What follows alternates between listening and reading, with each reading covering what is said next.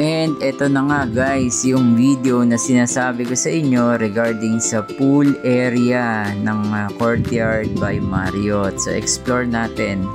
So ayan, no? So from left going to the right, andoon napakahaba nito, no? So by the way, Marriott here in Bali, Indonesia has the longest and largest swimming pool.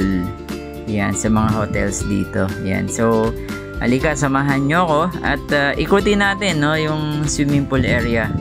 Ito talagang napakalaki, oh. So, mamaya, try natin yan iswim, no. Yan. So, dito lang muna tayo maglakad sa gilid-gilid. Ayan.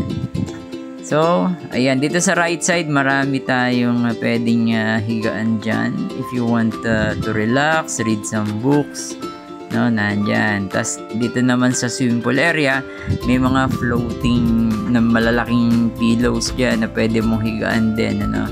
And then, ayan, konti pala nagsiswim kasi maaga pa. Ayan. So, by the way, ang lalim ng swimming pool dito is 1.4 meters or mga 4 feet and 7 inches. Ayan. So, lakad pa rin tayo, no? So, dito, ang kagandahan dito, maraming puno, no? Maraming halaman.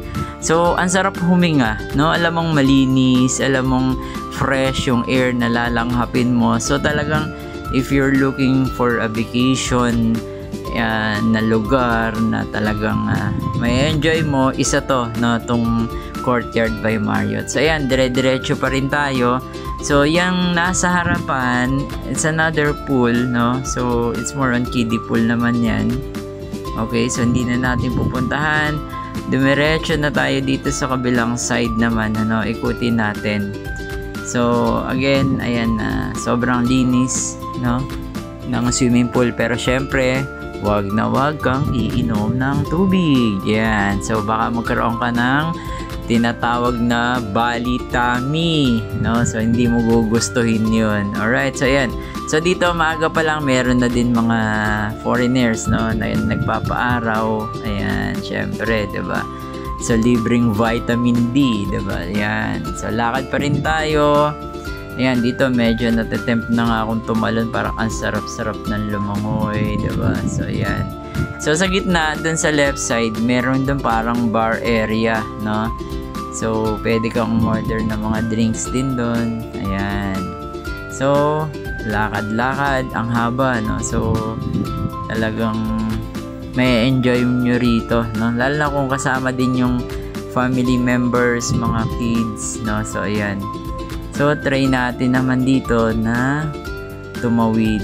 Ayan. So lipat tayo dun sa gitna. Okay, so ayan. Ayun, no? May mga morning swimmers na. Ayan. So dito, ito yung parang pinaka-island, no? Yung gitna nung swimming pool area. So may mga puno dito. So ito yung puno talaga, no? Hindi ito mga fake. Ayan. So, okay.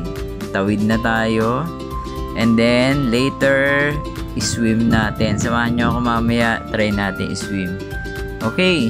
So, eto na nga, languyin na natin, no?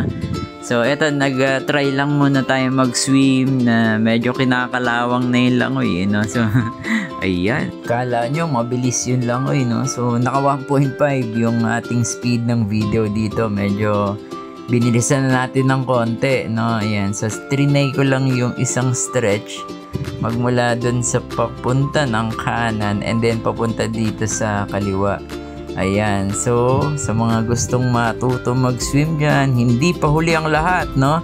So let me know if you're interested. Marami tayong coaches na kakilala, and then also ang galing talaga ng power ng patches ng live wave. So imagine, wala pong rest, dire-diretso yung pag-swim natin, and enjoy na enjoy, no, ang vacation. So kapag ganitong may mga vacations, lalo na kasama ang family member or yung better half nyo, enjoy nyo lang, no? So habang malakas at buhay tayo, let's enjoy.